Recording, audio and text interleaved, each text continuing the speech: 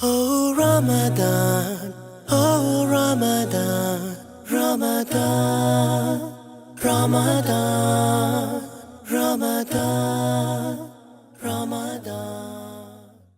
السلام علیکم ورحمۃ اللہ وبرکاتہ۔ ناظرین کرام، ایک بار پھر البر ممبئی کی جانب سے منعقد ہونے والے سلسلہ واری پروگرام تحفہ رمضان میں آپ سب کا استقبال ہے۔ روزہ کے مسائل سے متعلق بہت ساری گفتگو اور باتیں پچھلی مجلسوں کے اندر آپ کے سامنے ہو چکی ہیں۔ آئیے ہم دیکھتے ہیں کہ وہ کون سے اعمال ہیں، کون سی چیزیں ہیں جس کی وجہ سے ہمارا روزہ خراب ہو جاتا ہے، ٹوٹ جاتا ہے، جسے ہم مفسدات صوم کہتے ہیں، جس کی وجہ سے ہمارا روزہ باطل ہو جاتا ہے، اس کی وجہ سے کفارہ لازم آتا ہے یا قضا لازم آتی ہے۔ تو یہ چیزیں ہمارے روزوں کے لیے بڑی اہمیت کی حامل چیزیں ہیں، اور ان کا جاننا ایک مسلمان کے لیے، ایک روزہ دار کے لیے انتہائی لازمی چیز ہے۔ سب سے پہلی چیز ہمیں جاننا چاہیے کہ اللہ تبارک و تعالی نے قرآن کریم کے اندر ہمیں خود اس چیز سے آگاہ کیا ہے۔ روزہ کو خراب کرنے والی چیزوں میں سب سے پہلی چیز ہے عمدن و قصدن کھانا اور پینا۔ چونکہ روزہ نام ہی ہے کھانے اور پینے سے رک جانا، تو ایک آدمی اگر جان بوجھ کر کے روزہ کی حالت میں کسی چیز کو کھاتا یا پیتا ہے تو اس کی وجہ سے اس کا روزہ باطل ہو جائے گا،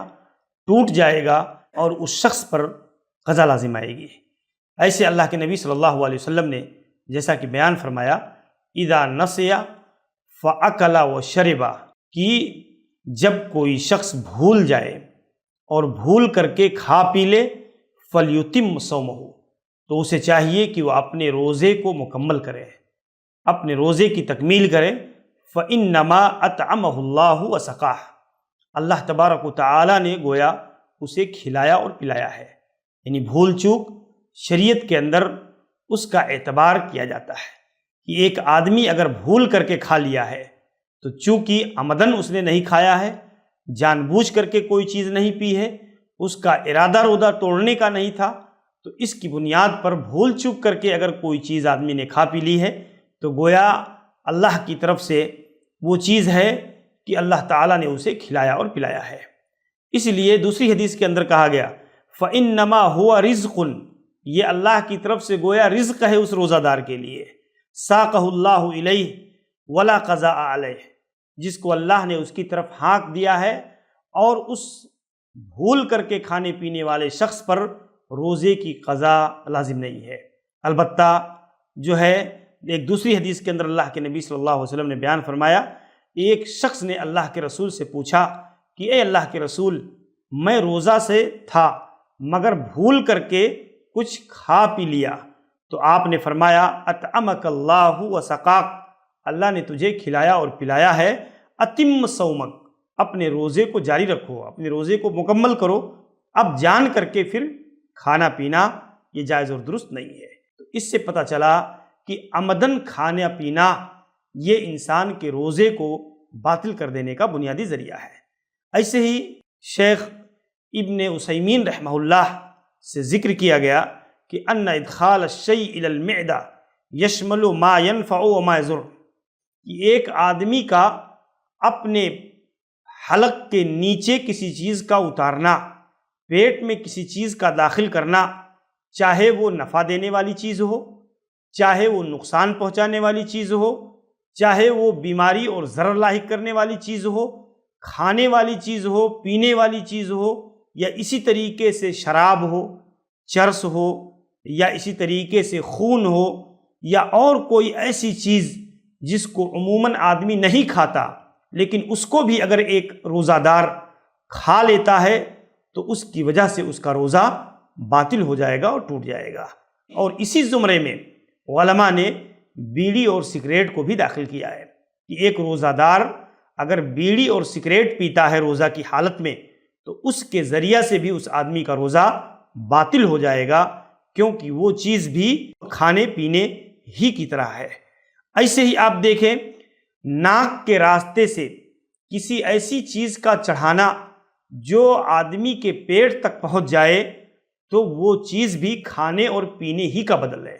کھانا پینا عموماً آدمی منہ سے کرتا ہے، لیکن اگر ناک کے راستے سے بھی کوئی چیز چڑھا دی جائے اور کسی چیز کو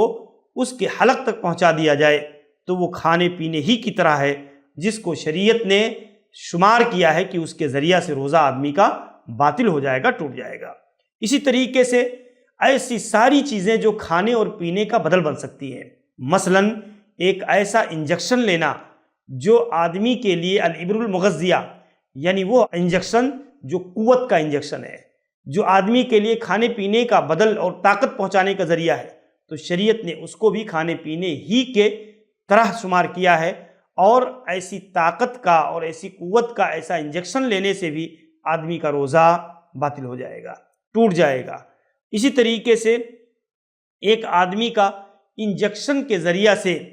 کسی ایسی طاقت دہ چیز کو لینا، وہ بھی آدمی کے روزے کو توڑ دے گا۔ ایسے ہی حقن الدم فی الصائم، ایک آدمی کا جو ہے خون چڑھانا، مثل ان یصاب بنزیف ویحتاج الی امدادہ بالدم فیحقن بہ دم فانہ یفطر۔ ایک آدمی اگر خون چڑھانے کا محتاج ہے تو اگر ایک آدمی خون چڑھواتا ہے تو اس کی وجہ سے بھی اس کا روزہ ٹوٹ جائے گا، اس لیے کہ خون جو ہے یہ اصل میں کھانے پینے کی چیزوں سے ہی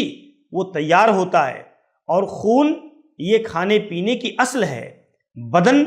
میں انسان کو قوت دینے والی اصل چیز ہے۔ اور ایک آدمی اگر خارجی طور پر خون کو چڑھواتا ہے، خون لیتا ہے، تو شریعت نے اسے بھی علماء نے روزہ توڑ دینے والی چیز قرار دیا ہے۔ ایسے ہی روزہ کی حالت میں ایک آدمی کا جو ہے عمدن ناک سے بخور لینا یا کوئی ایسی چیز لینا یا عمدن کوئی دھواں وغیرہ لینا، یہ ساری چیزیں بھی آدمی کے روزہ کو توڑ دینے والی ہیں۔ البتہ بہت سی چیزیں ایسی ہیں جس میں شریعت نے روزہ کے اندر بھی اس چیزوں کو جائز قرار دیا ہے، جیسے ایک آدمی کا آنکھ میں دوا ڈالنا، کان میں دوا ڈالنا، سرما لگانا، تیل لگانا، یا اسی طریقے سے کسی گھاؤ پر، کسی پھوڑے پر کسی طرح کا کوئی دوا لگانا، تو یہ ساری چیزیں علماء نے جائز قرار دیا ہے، اس لیے کہ ان چیزوں کا اثر جو ہے ہمارے معدے پر نہیں ہوتا ہے، اور یہ چیزیں غذا کے طور پر نہیں ہوتی ہیں۔ اس کی بنیاد اور نہ ہی آنکھ اور کان یہ جو ہے طعام اور شراب کا منفذ ہے، یہ راستہ نہیں ہے کہ اس کے ذریعہ سے حل جو ہے پیٹ تک کوئی خوراک اور کوئی ایسی چیز پہنچ رہی ہے۔ اس کی بنیاد پر ایسی چیزوں کو جائز قرار دیا گیا ہے کہ ایک روزہ دار ایسی چیزوں کو کر سکتا ہے حالت صوم کے اندر۔ البتہ یہ مسئلہ بھی جاننا چاہیے کہ رمضان کے اندر روزہ کی حالت میں دوا کا انجیکشن لینا، طاقت کا نہیں،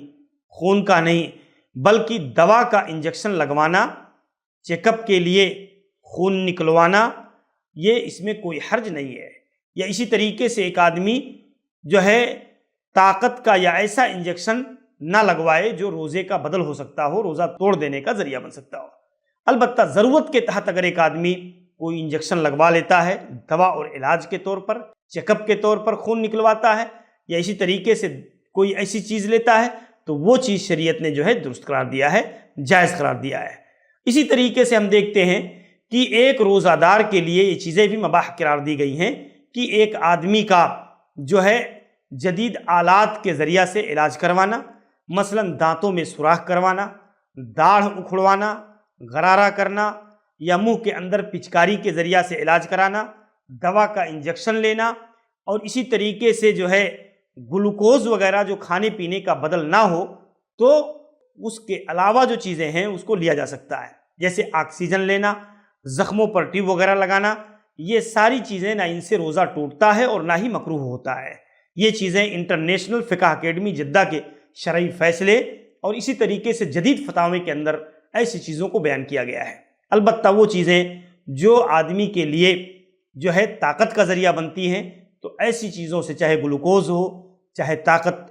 والا انجیکشن ہو، یا ایسی چیزیں ہوں، تو اس کو شریعت نے منع کر دیا ہے۔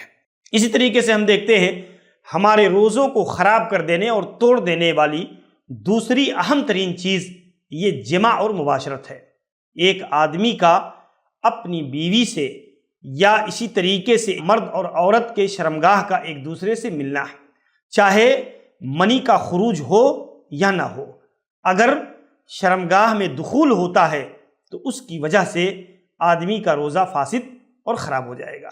تو اس طریقے سے، اور یہ سب سے گناہ کا عمل ہے کہ ایک روزہ دار اس طریقے پر اپنے روزے کو باطل کر لے، حرام عمل ہے، اور شریعت نے اسی لیے ایسے شخص پر جو جماع کے ذریعہ سے روزہ کو توڑتا ہے، اس شخص پر جو ہے یہ قضا بھی اور کفارہ بھی لازم کیا ہے، اس کے اوپر جرمانہ بھی عائد کیا ہے شریعت نے۔ اور یہ چیز چاہے ہمارا نفلی روزہ ہو اور چاہے فرض روزہ ہو، سارے طرح کے روزوں کو باطل کر دینے کا ذریعہ ہے۔ جیسے کہ آپ دیکھیں، حضرت ابو ہریرہ رضی اللہ عنہ بیان کرتے ہیں کہ رسول اکرم صلی اللہ علیہ وسلم بیٹھے ہوئے تھے اور ایک شخص اللہ کے نبی کے پاس آیا، اس نے کہا اے اللہ کے رسول ہلکت، اللہ کے نبی میں ہلاک و برباد ہو گیا۔ آپ نے پوچھا کیا ہوا؟ اس نے کہا وقعت علی امراتی وانا صائم، میں اپنی بیوی پر واقع ہو گیا جبکہ میں روزے سے تھا۔ تو اللہ کے نبی صلی اللہ علیہ وسلم نے اس چیز کو برقرار رکھا، اور آپ صلی اللہ علیہ وسلم نے جو ہے اس چیز کی وجہ سے اس آدمی کو، اللہ کے نبی صلی اللہ علیہ وسلم نے اس کو وہ کفارہ بتایا کہ اس طریقے سے آدمی اس کا کفارہ ادا کرے، اور اس پر جرمانہ عائد کیا۔ تو عام دیکھتے ہیں کہ یہ چیز ہلاکت کا ذریعہ ہے، آدمی کے روزے کو برباد کر دینے کا ذریعہ ہے، اور اسی لیے شریعت نے سختی کے ساتھ ایک مسلمان مرد و عورت کو حالت صوم میں ایسی شہوانی چیزوں سے اجتناب کرنے اور بچنے کا طریقہ سکھلایا ہے۔ ایسے ہی آپ دیکھیں کہ ان من جامع زوجتہ فی نہار رمضان وہو مقیم صحیح وجب علیہ امور اربع، ایک آدمی جو روزہ کی حالت میں صحیح سالم اپنی بیوی سے جمع کر لیتا ہے تو اس آدمی پر 4 چیزیں لازم آتی ہیں۔ پہلی چیز ہے کفارہ المغلظہ، یعنی ایسا سخت ترین کفارہ جو شریعت اس کے اوپر لازم کر دیتی ہے، ایسے آدمی پر جس نے عورت کی شرمگاہ میں روزہ کی حالت میں دن میں اس نے اگر جمع کیا ہے، گرچہ اس کا نزول ہوا ہو، منی کا خروج ہوا ہو یا نہ ہوا ہو۔ اسی طریقے سے کفارہ کی جو ترتیب بتائی گئی ہے حدیث کے اندر کہ عتق رقبۃ مؤمنہ، کہ ایک مومن غلام آزاد کرنا، اگر وہ چیز نہیں پاتا ہے تو 2 مہینے کا پے در پر روزہ رکھنا۔ اگر وہ آدمی بغیر کسی عذر کے اس سلسلے کو توڑ دیتا ہے تو اثر نو دوبارہ اسے 2 مہینے کا رکھنا پڑے گا۔ اگر روزہ رکھنے کی طاقت نہیں رکھتا تو وہ آدمی جو ہے کیا ہے 60 مسکینوں کو کھانا کھلائے۔ تو اس طریقے سے ہم دیکھتے ہیں کہ شریعت نے ہمارے اوپر یہ سخت قسم کا کفارہ لازم قرار دیا ہے۔ ایسے ہی دوسری چیز یہ ہے کہ بقیہ دن وہ رکا رہے، اگر جمع کی وجہ سے روزہ توڑا ہے تو بقیہ دن وہ آدمی رکا رہے، پھر کھانا پینا اور دیگر چیزوں کو اعادہ نہ کرے۔ تیسری چیز یہ ہے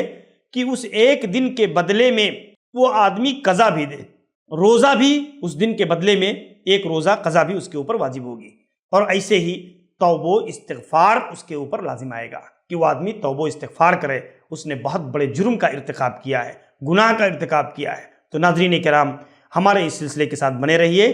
مزید گفتگو اگلی مجلس کے اندر ہوگی۔ السلام علیکم ورحمۃ اللہ وبرکاتہ۔ Ramadan, Ramadan, Ramadan.